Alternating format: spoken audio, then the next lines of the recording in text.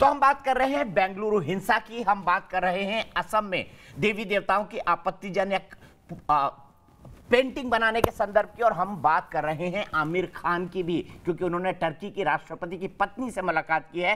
Turkey आजकल दूर भारत विरोधी बना हुआ है। सेक्युलर गैंग ऐसा क्यों करता है? विचारधारा के नाम पर देश विरोध क्यों? इसी पर हमारी बहस हो रही है और मैं पूरे पैनल को एक बार फिर से खोल देता हूं, माफी के साथ कि बहस थोड़ा देर से शुरू हुई। RSN सिंह साहब हैं हमारे साथ, डॉक्टर विजय सोनकर शास्त्री हैं, आलोक शर्मा जी है कांग्रेस के स्पोक्स पर्सन, अवनीजेश अवस्थी साहब हैं जो कि एक विचारक है, प्रोफेसर है दिल्ली यूनिवर्सिटी के, सुमैया राणा जी हैं, एक पॉलिटिकल एनालिस्ट और इस्लामिक स्कॉलर हैं, मशहूर शायर मुनव्वर राणा जी की सुपुत्री हैं, मौलाना साजिद रशीदी साहब है जो कि प्रेसिडेंट है ऑल इंडिया इमाम काउंसिल के। लेकिन सबसे पहले मैं चलूंगा हमारे एक दर्शक सनी नागपाल हमारे साथ सहारनपुर से जुड़ गए हैं। सनी जी, मैं आपसे जानना चाहता हूं, क्या सोचते हैं आप इस बारे में?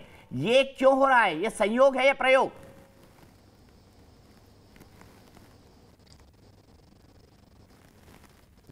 तो बहुत बहुत धन्यवाद आपका कि आपने एक पब्लिक प्लेटफॉर्म दिया है जनता को सीधे मन से जुड़ने का। और मैं ये बात कहता हूँ कि मेरा मानना है कि ये संयोग नहीं है, ये प्रयोग ही है। एक्चुअल में ये बहुत दिनों से एक प्रयोग के रूप में ही इसको पहले दिल्ली में प्रयोग किया गया और अब ये बंगलौर में और आगे आगे ये और प्रयोग किया जाएगा। तो मुझे लगता है कि सेकुलरिज्म का सर्टिफिकेट पाने का मतलब ही ये हिंदुस्तान में हो गया है कि हिंदुओं को जितना गाली दे सकते हो, हिंदुओं के धर्म को और हिंदुओं को जितना आहत कर सकते हो, इसी का आपको सेकुलरिज्म का सर्टिफिकेट तभी मिलेगा। और सेकुलर गैंग इसीलिए परेशान है कि वो दोनों तरफ से फंस चुका है। अगर हिंदुओं के बारे में अब वो कोई बातें करता है तो हिंदू इस चीज के लिए अब थोड़ा सा उग्र हो गया है, जवाब देना उसने शुरू कर दिया है, जो कि आप देखेंगे कि ये पहले चीजें नहीं थी। सहन शक्ति ज्यादा थी, उदारवादिता ज्यादा थी हिंदुओं में। तो मुझे लगता है कि भीड़ तंत्र कहीं भी नहीं होना चाहिए, लेकिन लोकतंत्र को बचाने के लिए कहीं ना कहीं मुझे लगता है कि न्यायपालिका को भी थोड़ा सा स्ट्रांग होना चाहिए। और स्ट्रांग करने के लिए हमें आप एक साथ कई बातें कह रहे हैं, मैं सीधे चलता हूं सुमैया राणा जी के पास। सुमैया जी, हमारे एक दर्शक ने कहा था कि देश में सेक्युलरिज्म को अब नए ढंग से परिभाषित करने का वक्त आ गया है। क्या आपको लगता है कि सेक्युलरिज्म को अब नए ढंग से परिभाषित किया जाना चाहिए? देखिए, जो अभी हमारे एक पैनलिस्ट ये बोल रहे थे, मैं उनको सुन रही थी कि हिंदू उदारवादी था। हिंदू मुस्लिम में ना बांटे, हिंदुस्तान के अंदर जो एक आबो हवा थी वो उदारवादी सोच की थी। वहाँ पर ना हिंदू ना मुसलमान एक ऐसे लोग थे जो सेक्युलर के असल मानी जानते थे और उस पर अमल करते थे। आज हिंदुत्व की तरफ चला जा रहा है, मुस्लिम कट्टरपंथ की तरफ चला जा रहा है, और इन दोनों चीज़ों की जिम्मेदार यहाँ की नेता नगरी है, पॉलिटिकल जो भी मफाद के लिए कर रहे हैं। अभी इन साहब ने दिल्ली दंगे का नाम लिया, तो मैं इनसे पूछना चाहती हूँ कि दिल्ली दंगे में क्या हुआ था?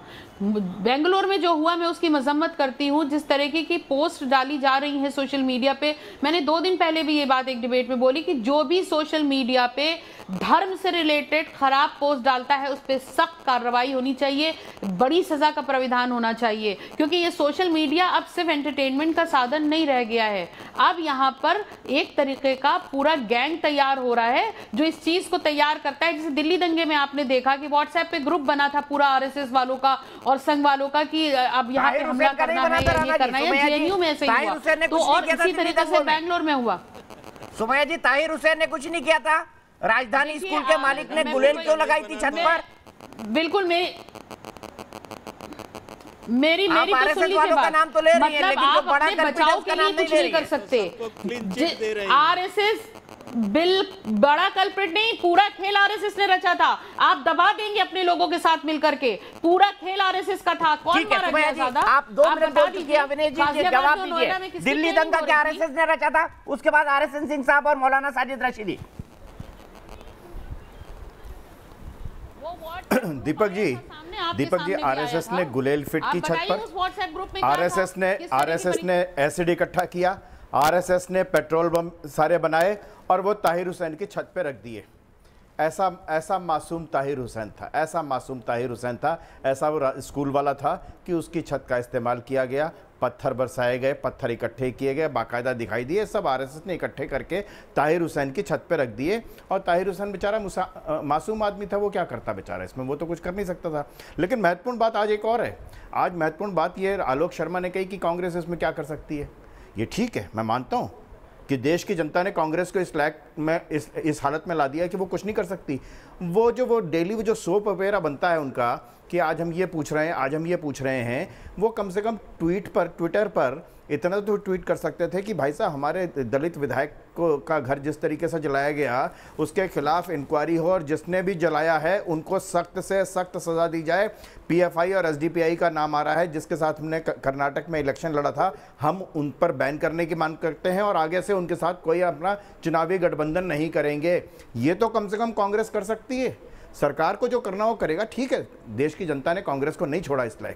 लेकिन महत्वपूर्ण बात यह है कि लगातार इतने वर्षों से, चाहे एमएफ हुसैन हो, चाहे आपने असम की बात की हो, मैं एक नहीं, भगवान श्री कृष्ण के साथ हो, भगवान राम के साथ, तो मणिशंकर अय्यर ने कहा कि वो 10,000 कमरों का महल था, कौन से कमरे में पैदा हुए थे श्री राम, जरा ये बताएं हमें, कौन सा जगह था गर्भगृह में, ये कैसे कहते हैं। इस तरीके की बातें करना अब असंभव हो गया है। और जहां तक सीधे मौलाना साजिद रशीदी के पास, उसके बाद आरएसएस साहब के पास मौलाना साजिद रशीदी। दीपक जी 10 सेकंड, दीपक जी 10 सेकंड सिर्फ आप, मैं सिर्फ 10 सेकंड ले रहा हूं, आप मुझे सिर्फ इतना बता दीजिए, नादिर शाह, अहमद शाह अब्दाली, तैमूर लंग, चंगेज खां, बाबर, जलालुद्दीन खिलजी, जिन्होंने लगातार इस देश पर आक्रमण किए, किसी एक हिंदू व्यक्ति का, एक हिंदू राजा का नाम बता दीजिए जिसने जाकर के इस तरीके के आक्रमण किए हों। ठीक है, मौलाना साजिद रशीदी जी बता दीजिए, जवाब दे दीजिए अवनीजेश जी की बात का। देखिए, अभी शास्त्री जी ने एक बात कही थी, बड़ी अच्छी बात कही, मुझे अच्छी लगी उनकी बात। उन्होंने कहा कि ये तो देख लिया लोगों ने कि मोहम्मद साहब के बारे में पोस्ट की गई और उसके दंगा भड़क गया, लेकिन ये नहीं देखा कि उसके पीछे माता लक्ष्मी के बारे में भी कुछ लोगों ने पोस्ट डाली थी। बहुत अच्छी बात है उन्होंने कही है, लेकिन मैं ये जानना चाहता हूँ, जब क्रिया हुई थी उस पर कार्रवाई क्यों नहीं हुई? अगर क्रिया पर कार्रवाई हो जाती, माता लक्ष्मी के बारे में किसी ने अगर गलत पोस्ट डाली थी, अगर उसके खिलाफ उसी वक्त कार्रवाई हो जाती तो फिर ये प्रतिक्रिया नहीं आती, मोहम्मद साहब के बारे में गलत बयानबाजी नहीं होती। अगर उस पर भी कार्रवाई हो जाती तो ये दंगा नहीं होता। मैं समझता हूँ सरकार आपकी थी, अब भी सरकार आपकी है, कांग्रेस क्यों मांग करे सीबीआई की जांच हो? भाई, क्या सरकार को नहीं दिखता कि जो लोग धर्म के नाम पर अपवाद फैलाना चाहते हैं, धर्म के नाम पर नफरत फैलाना चाहते हैं, ऐसे लोगों को दंडित किया जाए, ऐसे लोगों को कड़ी से कड़ी सजा दी जाए? सरकार को भी तो कुछ, सरकार का दायित्व बनता है, या सिर्फ कांग्रेस का दायित्व बनता है कि कांग्रेस मांग करे कि साहब हम एसडीपीआई के साथ, यूपीएफआई के साथ कुछ नहीं करेंगे? क्या आपको लगता है इंटेलिजेंस भी फेलवर रहा, सरकार ने काम भी नहीं किया, लेकिन अल्लाह अकबर का नारा लेकर घर जलते रहे, पुलिस थाने जलते रहे, किसी ने कुछ नहीं कहा? नहीं, दो तीन चीज़ें, आप पूरी पृष्ठभूमि देख लें पीएफआई एसडीपीआई को, कोई भी इंडिपेंडेंस डे सेलिब्रेशन इनके आतंक के बिना वंचित नहीं रहा है, आतंक से वंचित नहीं रहा है। 2012 थोड़ा याद कर लीजिए, इन्होंने पीएफआई ने 60 मिलियन एसएमएस जनरेट किया था और हमारे नॉर्थ ईस्ट बच्चों को पलायन, 30,000 से ज़्यादा बच्चे और बच्चियां वहां से पलायन की थी। एक वाकया में वो 13 अगस्त था। उसके बाद ये फ्रीडम मार्च करते थे ये पीएफआई हर इंडिपेंडेंस डे के, जो कि केरला के हाई कोर्ट ने वो किया। आपको मालूम है ये कैलिफेट में बिलीव करते हैं, इनका लिंक मैं नहीं कह रहा हूँ, ये केरला की सरकार ने केरला के हाई कोर्ट में कहा है। दूसरी बात ये देखिए, ये जो देखिए बड़ा बात ये साफ जान लीजिए, ये देश है जहाँ पे रामायण भी दिखाया जाता है टीवी पे, महाभारत भी दिखाया जाता है, कोई ऐसा और सब पहलू दिखाए जाते हैं। ये वो देश है जहाँ रावण की भी मूर्ति है, मैं साउथ इंडिया में पोस्टेड रहा हूँ, कई जगहों पे देखा हूँ। तो यहाँ पे ना ये नौटंकी जो होता है ना, ये नौटंकी की मोहम्मद साहब इसके किसी का नाम लेके आगजनी कर देंगे, तो अरे जाके चाइनीज़ एम्बेसी के सामने आगजनी करो ना, पथराव करो। तुम क्यों नहीं करते हो? इसलिए क्योंकि तुम हिंदुस्तान और हिंदू से नफरत करते हो और तुम सोचते हो कि ये जिहाद में चाइना हमारा दोस्त है। इसीलिए तुम्हारा आमिर खान तुर्की जाता है और तुम चाइनीज जाके छाती पीटो। और दूसरों सुनो, हम सब कुछ दिखाते हैं, तुमको क्रिटिसाइज करना है, तुम्हारे गाली देने से हमारे कॉन्फिडेंस को कुछ नहीं होगा। आदत डाल लो, आदत डाल लो। ये 400 साल से कि बोलोगे तो काट देंगे, तो अभी तुम अभी जवाब देने वाले तैयार हैं। तो ये हिंदुस्तान है मोहतरमा। और ये जो आप मोहतरमा कह रही थी ना कि यहाँ हिंदू मुस्लिम सब एक साथ रहते, किस जमाने में मोहतरमा? कोई एक सदी बता दो मोहतरमा, जबकि हिंदू मुस्लिम यहाँ बड़े प्रेम। अरे आप लोगों ने तो पाकिस्तान बना दिया। और ये मत कहना मोहतरमा, झूठ मत बोलो। 86% Muslims voted for Muslim league, 86। तो मोहतरमा ये आबो हवा, ये गंदी उर्दू की भाषा मत बोलो। प्योर पहले तो आप बिल्कुल उर्दू ये छोड़ दो। और दूसरी बात मोहतरमा, ये झूठ मत बोलो कि हिंदू और मुस्लिम पहले बहुत किसी जमाने में साथ नहीं रहते थे, किसी जमाने में साथ। और ये आदत डाल लो कि इसके खिलाफ बोला तो आग लगा दी है। अरे क्यों? हमारे तो तुम सब कुछ दिखाते हो, रामायण देखते हो, ये देख तो पता भी चलनी चाहिए ना कि कौन, कि ये आपके बाकी जो खलीफे थे उनको किसने मारा? आरएसएस ने मारा। उमर को किसने मारा?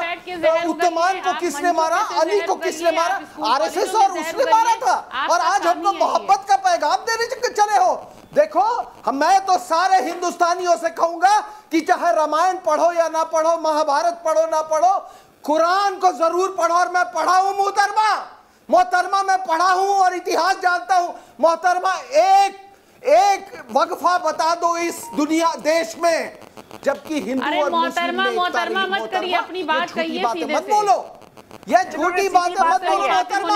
और ये नजाकत वाली उर्दू यहाँ नहीं चलेगी। यहाँ उर्दू नाम की कोई भाषा नहीं होती है। सारा वर्ड हमसे ले लिया हिंदी से और संस्कृत से, और कहते हो कि भाषा बना दिया हमने। ना तुम्हारा कोई भाषा है, ना आर्किटेक्चर है। सहज इकबाल का बाप दादा सहज राम सप्रू, वो रफीक खान बन गया तो वो बहुत बड़ा वो उम्मा का ठेकेदार बन गया। और वो जिन्ना का बाद मेख जी नाम था ना, गोकुल दास मेख जी, वो मुसलमान बन गया तो वो उम्मा का ये बन गया। हमको इतिहास सिखाते हो आप? एक वक्फा बता दो पूरे इतिहास में कि जबकि हिंदू मुस्लिम यहाँ पे इस देश में बड़े आराम से रहे। एक अकबर का एक छोटा सा वक्फा छोड़ के यहाँ पर हमको आप लेक्चर देने आए हो। और आदत डाल लो और करना है ना तो चाइनीज एम्बेसी के पास आज रात में जाकर बदलाव करो। उन्होंने मोहम्मद नाम बैन कर दिया, दाढ़ी रखना बैन कर दिया है। ये टेलीविजन पे ना, ये टेलीविजन पर मोहतरमा आप चाइना में नहीं बैठ सकती थी। और ये जो अब वजह क्या है मुझे नहीं मालूम, आपने अकबर को क्यों बख्श दिया? आपका शुक्रिया, धन्यवाद बोलिए। ऐसा नहीं कि आपको धन्यवाद नहीं आता है। मैं शुक्रिया बोलूंगी, शुक्रिया ही बोलूंगी। मैं आप मेरे टीचर नहीं है, मुझे बोलेंगे मैं धन्यवाद बोलूं, मेरी मर्जी होगी मैं थैंक यू बोलूंगी, मेरी मर्जी होगी मैं शुक्रिया बोलूंगी। आप कौन होते हैं बताने वाले? डाल लो कौन ये अपनी हावीला अपने पास रखिएगा, समझे आप? ये सब नौटंकी यहाँ नहीं चलेगी। का नाम क्या था? कारवा कैसे लूटा जाता था मोहतरमा? कारवा के लूट के माल का बांट कैसे होता था? आप अपना मुंह बंद रखिए और जबान संभाल के बात करिए। यहाँ पे बैठ करके सारे लोग पढ़ेंगे। आप अपनी जबान संभाल के बात करिए। आप जैसों के साथ हम बैठना नहीं पसंद करते हैं इस तरह की डिबेट में। मुझे पता होता है कि यहाँ जहर उगलने वाले हैं, तो मैं बिल्कुल नहीं आती यहाँ पर। क्योंकि अभी आपको हकीकत सामने आ गई। क्या मैंने क्या बोला कि हमने जब महाभारत रामायण में सब कुछ दिखा दिया तो लोगों का पूरा हक है। ये पाकिस्तान नहीं है मोहतरमा, यहाँ ब्लास्फेमी नहीं चलती है, यहाँ ब्लास्फेमी नहीं चलेगी। ये यहाँ पे सलमान रश्दी नहीं है और चार्ली हेब्डो नहीं है, समझे कि नहीं? यहाँ हर रोज लोग पैदा होंगे और लोग, क्योंकि ये आजाद देश है मोहतरमा। और ये ना ये धमकी आप देखो, आप एक मोहतरमा हो के आप कैसी धमकी दे रहे हो? ये है बिल्कुल आजाद देश है। तुम्हारे जैसा बैठ करके ये बोलेगा कि शुक्रिया नहीं धन्यवाद बोलो। मेरे सामने आकर के बोलो ये बात कभी, फिर मैं बताऊंगी मैं धन्यवाद बोलूंगी, शुक्रिया बोलूंगी। कहां से लाए शुक्रिया?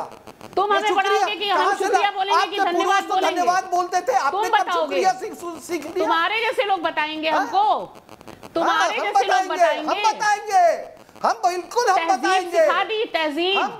तहजीब बोलने चालने की, उठने बैठने की तहजीब सिखा दी गई है। हम बताएंगे।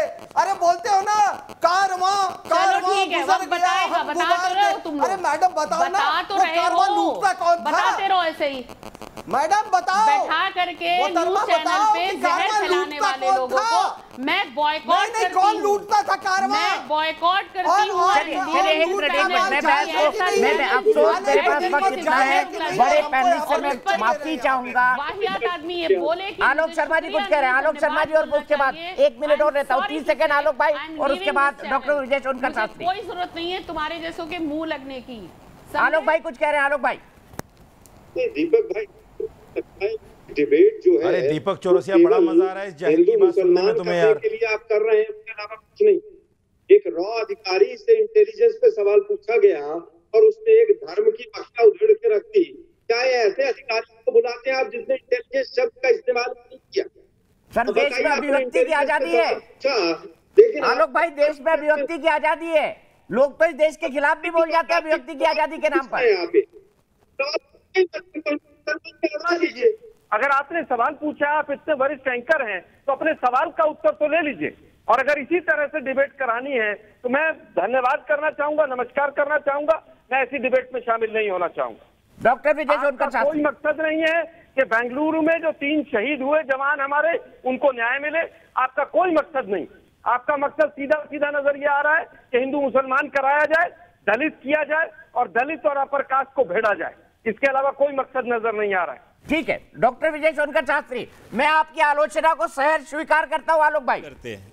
नहीं, मैं धन्यवाद करना चाहूंगा दीपक भाई, मुझे उम्मीद नहीं थी आप ऐसी डिबेट कराएंगे। देखिए डॉक्टर विजय सोनकर शास्त्री, देखिए दीपक जी, हकीकत तो ये है कि कांग्रेस के लोग अब हार चुके हैं, छोड़ चुके, राजनीति की भावना मेन स्ट्रीम से बहुत दूर जा चुके हैं। इनके नेता किस तरह की बातें करते हैं, जब हार जाते हैं तो फेसबुक बंद कर दीजिए, फेसबुक का फला ये है, तो ये व्हाट्सएप बीजेपी और आरएसएस ने ले लिया है। अरे भाई, जुकर वर्ग के बारे में तो सुनो जरा। उसने कपिल मिश्रा को क्या कहा और कपिल मिश्रा के पोस्ट को हटाया फेसबुक से, लेकिन उसी जगह सोनिया गांधी ने जो जहरीला शब्द कहा था रामलीला मैदान में कि सड़क पर उतरो, लड़ाई लड़ो, उसको तो नहीं हटाया गया। आखिर में ये लोग जब हार जाते हैं तो भागने की बात करते हैं, ठीक है, एंकर की बुराई करते हैं। मैं वादा करता हूं तो आलोक ये शर्मा है जी और डॉक्टर विजय सोनकर शास्त्री जी, इस मुद्दे को भी हम डिस्कस करेंगे, लेकिन अफसोस मेरा वक्त आज खत्म हो चुका है। मैं आपसे लेट जुड़ पाया,